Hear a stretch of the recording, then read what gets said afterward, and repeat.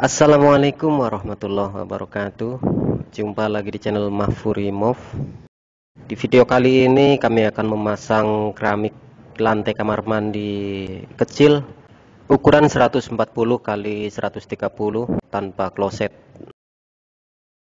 Untuk langkah pertama kita pasang tali di titik yang paling rendah, yaitu di saluran pembuangan. Tali ini nantinya untuk mengatur kemiringan air dan juga untuk mempertemukan nut keramik lantai dan nut keramik dinding. Untuk tali yang paling bawah di bawah keramik, sedangkan yang paling tinggi karena kamar mandi kecil, jadi kita cukup naikkan 2,5 cm.